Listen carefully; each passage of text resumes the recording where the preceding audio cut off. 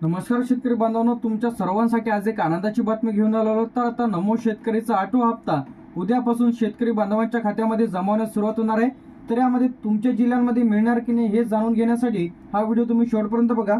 तर आता नमो शेतकरी योजनेचा जो काही हप्ता आहे ते शेतकऱ्यांच्या खात्यामध्ये जमावण्यास सुरुवात झालेला आहे. तर सर्वप्रथम आपण आपल्या जे काही मोबाईलची जे काही स्क्रीन आहे इथं सुरू करून घेऊया. तर आता सर्व शेतकरी बांधवांच्या खात्यामध्ये पैसे जमावण्यास सुरुवात झालेली आहे. तर आपली मोबाईलची जे काही स्क्रीन आहे इथं आता सुरू झालेली आहे.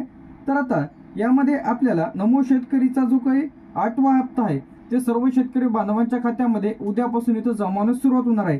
तर यामध्ये नमो शेतकरी योजना ही सरकारची महत्त्वाची योजना आहे. तर जे काही शेतकऱ्यांना आर्थिक मदत इथं देण्यात येते.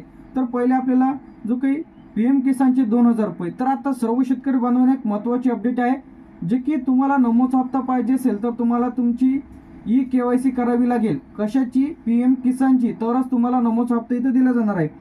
तर योजनेचे जे काही उद्दिष्ट आहे, शेतकऱ्यांना पिकासाठी जे काही खर्च येतो त्यासाठी कमी करावे, आर्थिक जे काही मदत इथं केल्या जाते.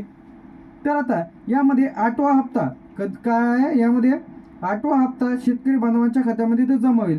तर पैसे जमा होण्याची जी काही प्रक्रिया आहे हे थेट DBT द्वारे तुमच्या खात्यामध्ये पैसे इथं जमा केले जाईल. तर बरेच जणांना SMS होतो किंवा नोटिफिकेशन किंवा तुम्ही बँकमध्ये जाऊन चेक करू शकता. त्यानंतर तुम्ही तुमच्या आधारला बँक पासबुक लिंक आहे की नाही ते सुद्धा तुम्हाला इथून चेक करून घ्यायचं, जेणेकरून तुमच्या खात्यामध्ये जे काही पैसे आहेत तिथं जमा केले जातील. तर आता पैसे कसे मिळतील तुम्हाला? तर प्रत्येक हप्त्यासाठी जी काही तारीख एक ठरवली जाते तर तुम्हाला 2000 रुपये जे काही नमो शेतकरीचं जमा केले जाते. PM किसानचा जो काही 21वा हप्ता आहे ते सर्व शेतकरी बांधवांच्या खात्यामध्ये जमा झालेलाच आहे.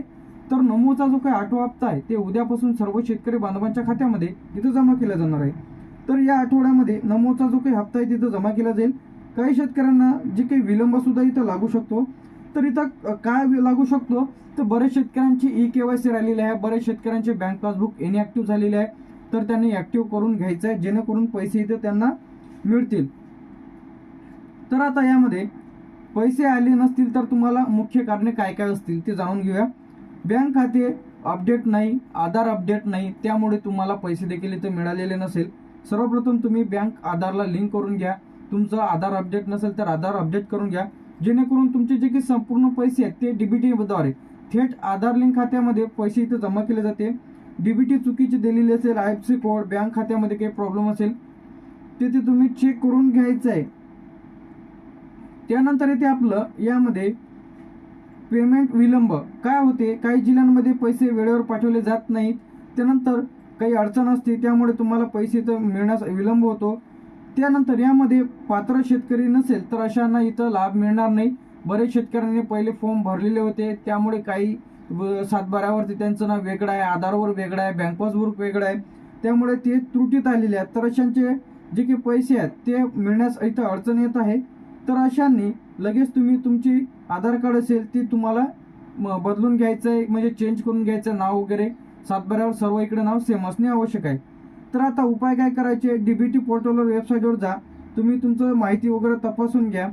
बँक खाते आले नाहीत आणि जे काही कृषी कार्यालयाशी किंवा बँकेशी संपर्क साधायचा आहे, बँक खाते आधार लिंक करून घ्यायचं आहे. तर काही दिवस प्रतीक्षा करणे आवश्यक आहे, 3 ते 7 दिवस इथं लागू शकतो.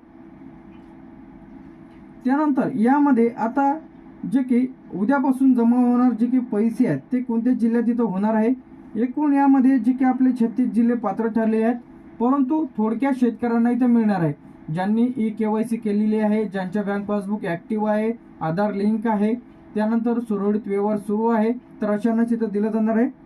यामध्ये अहमदनगर, पुणे, नाशिक, छत्रपती संभाजीनगर, सोलापूर, सातारा, कोल्हापूर, सांगली, लातूर, बीड, परभणी, नांदेड, जळगाव, धुळे, बुलढाणा, वर्धा, नागपूर, चंद्रपूर, गडचिरोली, अमरावती, अकोला, हिंगोली, उस्मानाबाद, जालना, रायगड, ठाणे, पालघर, रत्नागिरी, सिंधुदुर्ग, मुंबई, नाशिक, तर या जिल्ह्यांमध्ये सर्व शेतकरी बांधवांच्या खात्यामध्ये याचे जे काही पैसे आहेत ते जमा होण्यास सुरुवात.